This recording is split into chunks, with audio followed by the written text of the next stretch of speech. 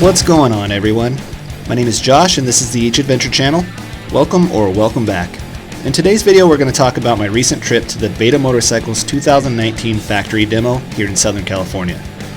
Now this was my first experience at a manufacturer demo, but if the others are anything like this one, it definitely won't be my last. This event was held at the Quail Canyon Motocross track, which is a motocross track and special event area in the much larger Hungry Valley State Vehicular Recreation Area here in Southern California. The area is more commonly referred to as Gorman though by the locals. Now if you're familiar with this channel, Hungry Valley is one of my favorite areas to ride because the terrain is so diverse and there's a lot to see and explore. I really have to hand it to the folks at Beta and Hungry Valley as they managed to capture this extremely well by doing an excellent job of laying out the test course to really give you a feel of what the different types of terrain would feel like on the bikes. The course started out on a vet style track with a few small tabletop jumps, a few sweeping turns, and a small hill climb. Then it exited out with a sharp awkward turn followed by a nice open section of desert style terrain.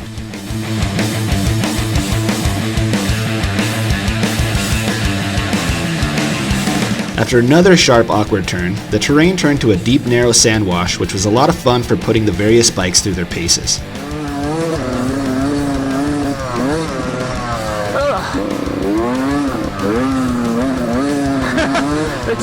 It takes a bit for it to get going. After the sand wash, the course turned into more trail style riding with some winding hillside trails, a nice long hill climb, and a few downhill sections before returning to the staging area. It's fun because you just ring it out.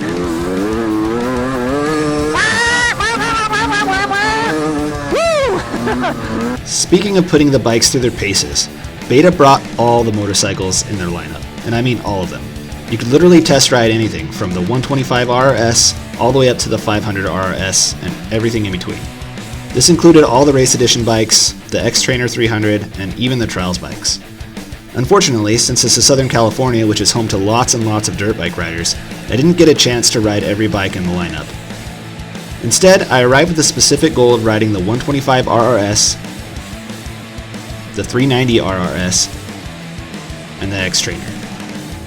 Unfortunately for most of the day, I ended up having some microphone issues, so I didn't get any audio on my rides of the 125 RRS and the 390 RRS, but I'm going to go ahead and try to give you a general overview of what the experience was like. Luckily, there ended up being enough time for me to also ride the 125 RR Race Edition and the 200 RR. Until it ran out of gas. Oh, it died! Whoa, what happened? What did we do? Now I'm going to go ahead and start with the smallest bike first and then just work my way up to the largest bike. Basically start with the 125 RRS and end up with the 390. It's important to mention too that I've ridden the 500 RRS before, and if you're curious to see what I think about that bike, definitely check out the videos that I'm going to link into the card up in the right hand corner. Now one of the bikes I was most curious about that day was the 125 RRS. And mainly it's because there's really no other bikes like it. There's no 125 dual sports out there. The next closest thing would probably be like a DR200 or a TW200. And I'm a big fan of small bikes if you follow this channel. So, you know, to me, it just seemed really, really interesting. And for those of you that don't know, I also ride a Yamaha TTR 230. And I was curious to see if, you know, a 125 from Beta could at least match the power and performance of the TTR 230. The first thing that I noticed about the 125 RRS was its, you know, near full-size status. It's got, you know, full-size dirt bike wheels. It's almost the same size as, you know, the other Betas that were there, just slightly smaller. And that's basically how my TTR 230 is. You know, as much as I love my TTR 230, you know, I live in California, and for me to ride regularly, you know, a plate's a must. I mean, we can go to the off-road vehicle areas like Hungry Valley, but you know, a lot of the local trails around my house are street legal only, so something like a 125 would be really, really cool just for spin in the morning or something out, just trail riding. So that's why I was most curious about. The performance on the 125 RRS was not what I was expecting. I haven't ridden a 125 in a long time, so I forgot, you know, how much power that they don't have, but they definitely make up for it in the fun factor, I think. And the Beta 125 RRS was no exception. So when I talk about performance, I'm mainly talking about the pull factor from first to second gear and basically all the way through second gear. So, you know, on my 230, once you hit second gear, I mean, it starts to go. And with the 125, once you hit second gear, it would start to go, but then once it hit the upper end of the RPM range, it just kind of tapered off. And, this is pretty common for 125s. I just recently got a TTR 125, and it was very similar in terms of power. I did do a few modifications to the TTR 125 in terms of airbox and jetting and gearing. So, with the beta, I know there's quite a few things that you can do to it in order to increase performance, which I'll talk about towards the end. One of the things I noticed too was the braking wasn't quite as strong as some of the other betas. Now, beta had most of the bikes at the demo. The dual sports had the Kenda Parker DTs, which is a tire that I really, really like. The 125 RRS still had the Michelin Enduro tires, so they weren't that confidence inspiring, at least I felt. But the width of the tire was also much smaller than the other bike, so that might have had something to do with it. Overall, the bike performed really, really well around the course. It handled the hill climb just fine. It went through the track section just fine. The only problem where I really felt it needed more power than it had was during the sand section. So I think that'd be the biggest limiting factor for this bike if you're considering one, would be, do you need to ride in sand a lot? So for me, here in Southern California, I like to ride trails and mountain terrain, so I think it would be fine. But a lot of the guys that I ride with like to ride out in the desert, and those rides generally consist of lots and lots of sand. It would probably do it, but it wouldn't be comfortable. I don't think it would be very fun, trying to go through sand sections, 15 minutes at a time, just wringing the heck out of this thing. But other than that, I thought the bike performed really, really well. It was very, very light. It was very nimble, and I really enjoyed the suspension. It was really soft, and I can't recall an instance where I bottomed it out. So, that's pretty impressive for a dual sport, 125 dual sport that costs right around $5,000. Now, I had mentioned there was a few performance mods that you could do to the 125 RRS, which is your normal stuff from jetting to exhaust and airbox mods, but the biggest performance gain you can get is with the Athena 180cc big bore kit. So it's pretty cool that that option's available, because you can start with an already solid platform and just kind of build from it depending on what your needs are. So the next bike that we're going to talk about is the 125RR Race Edition. Now, this is a two-stroke bike, and it's a race edition model. So basically what that means is it's got some upgraded components and race-tuned suspension. Right off the bat, you could tell that the suspension was much different from even the other bikes that I had ridden, like the 200RR or the 390. It's a lot stiffer, and naturally so. For a race edition bike, you're going to be going really fast, and so that race-tuned suspension definitely helps absorb those high-speed impacts, and it led to a different feeling on the track than the other bikes. It felt extremely planted, but it didn't feel as maneuverable. It didn't feel like a trail bike. It definitely felt more like a racing bike. So like I said, the 125 is a two-stroke, and the power in that thing is made crazy high. So on the low end, there's not much. Even compared to the 125 RRS, I felt the 125 RRS had more pull at the lower RPMs than the 125 RR did. I'm not a two-stroke guy, so I don't know if that's how it's supposed to feel, but it was definitely different than the four-strokes that I'm used to riding. However, once you got into that power band at the upper RPMs, it was a blast just to ring out. It made going through the sand section, even though it wasn't powerful, pretty fun. It made it a blast to just, ring it out riding up the hills. It was really, really cool.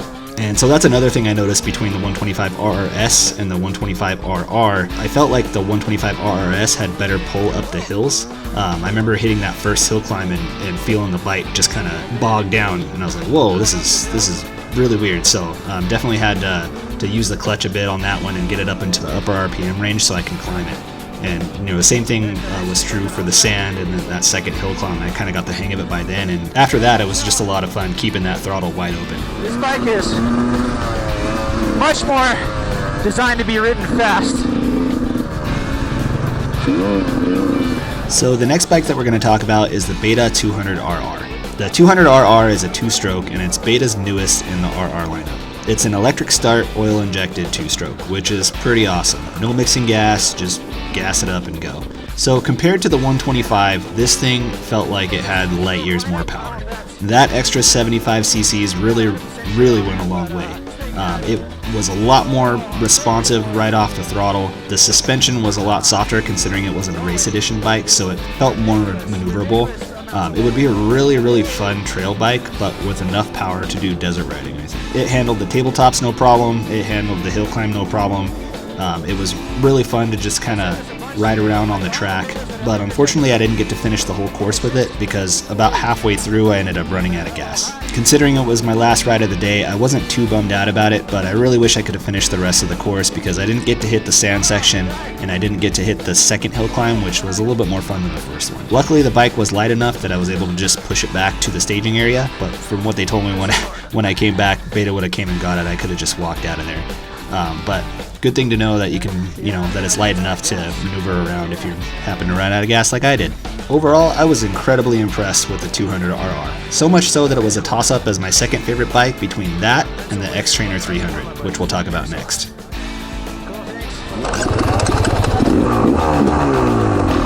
So the X-Trainer 300 is something pretty special. It's also an oil-injected 2-stroke. With 300 cc's, but meant for a completely different style of riding. And to be honest, it's pretty much my favorite style of riding. Technical terrain. That's basically what the bike's meant for. So the suspension is quite a bit different than even the RR, like the 200RR. It's a lot softer because it's not meant to be ridden as fast. The bike's geared insanely low. So like first gear is just crazy low and second gear is also really, really low. And that just kind of led to some unique characteristics about it. I mean, you can tell that it's not really meant to be ridden fast, which is good. I mean, it's target market. I mean, you can kind of tell by the name is X-Trainer. It's kind of meant for people that want to do, cross-training enduro type stuff. So not quite trials, not quite enduro riding, just like a good solid mix in between. In fact, the chassis of the bike is smaller. It felt in terms of dimensions a little bit more like the 125 RRS than it did any of the other betas. Another thing that was really different about the X-Trainer 300 was that it didn't have that same power band effect that most 2-strokes do. So when you revved it up, you didn't hit a certain point and then the bike would just start to, take off on its own. It was really low-end controllable power, which is, like I said, it's a lot different. It didn't feel like a normal 2-stroke. Another thing too is that when you would descend hills, most of the time you don't feel a lot of engine compression, engine braking with most 2-strokes, and I felt that was a little bit different with the X-Trainer 300. So it just made for a really different and unique feel, and I could totally see, riding that bike, trying to do some technical stuff with that bike. It just seems like it'd be a lot of fun. It's also super, super light, super, super maneuverable, so it's something that you could play around on and not have to worry about picking it up or, whether or not you're, gonna lean over or something. I mean, you can just put your feet down. I really wish there would have been something a little bit more technical on the course that would have let you test out, the X-Trainer in its full potential. The trials bikes were out there too, so that would have been kind of a cool area for the trials bikes as well. But it would have been really, really neat to be able to, just kind of see the X-Trainer in its elements. So like I said, I mentioned the suspension was really soft on it, and it's definitely not a bike that you would want for high-speed desert riding. You can tell that it didn't have that high-speed compression that, even the non-race edition 2-strokes did. But overall, it was a lot of fun, and I can't wait until I get to ride another one because it was definitely a unique bike. I'd never ridden anything like it before.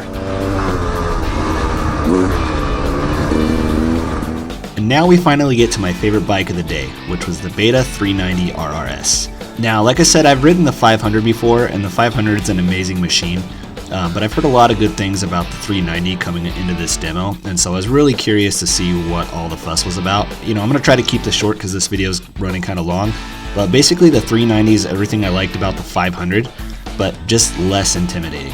It has really good pull off of the low end, but without the worry of twisting the throttle too hard and just throwing you on your back. And that's something that's kind of scared me when I've ridden the 500, especially out in the desert. I had some scary moments where I twisted the throttle a little bit more than, I thought maybe that I should have. And the front wheel comes up very, very easily, which can be a good thing. And I'm sure you get used to that kind of power riding it. But for me, I would never utilize the power of a 500. And, to be honest, like I said, I like more mountain style technical trails. And so, the 390 just, to me, is perfect. I don't think I've had that much fun on a motorcycle ever. It just lugs around. The power's there when you need it. It honestly reminds me of like a cross between like my TTR 230 and, like the power of the DRZ, but with a longer stroked engine. That's kind of a weird way to describe it, but basically that's what it felt like. But in all honesty, it was that good, and if I was going to buy a beta, this is the model that I would buy. Even as I approached the entry to the course, the guy punching the cards basically told me that that is the magic bike. And so, you know, he kind of set it up for some high expectations, and it definitely delivered. I loved every second, and I'm so bummed that my audio wasn't recording because, you know, I was just smiling and laughing the whole time. It was that good. The recurring theme of the day was definitely rideability, which is something that Beta touts in their marketing materials. I was consistently amazed with just how effortless these bikes are to ride. I don't know how they do it, but the smoothness of the engine, the ergonomics, the suspension, the handling, everything just made for a good time no matter which bike I was on. And that was another thing too that I really enjoyed, was just how many options there were. It really allows you to, you know, get the bike that's going to best suit your needs and not have to settle for something kind of in between. Now, if they could just fill the gap between the 125 RRS and the 350 RRS, that would be pretty cool. Anyways, guys, this one's running kind of long, so I'm going to go ahead and wrap it up here. If you enjoyed yourself, definitely hit that like button and leave me a comment down below. And if you're new here, please subscribe. If you like adventure and you want to see more, definitely check out my other videos or head over to my website at www.eachadventure.com. But until we meet again, be sure to have fun, take care, and ride safe, and I'll see you guys in the next one. Until then, be sure to get out there and have adventures of your own, and I will see you guys next time. Thanks for watching.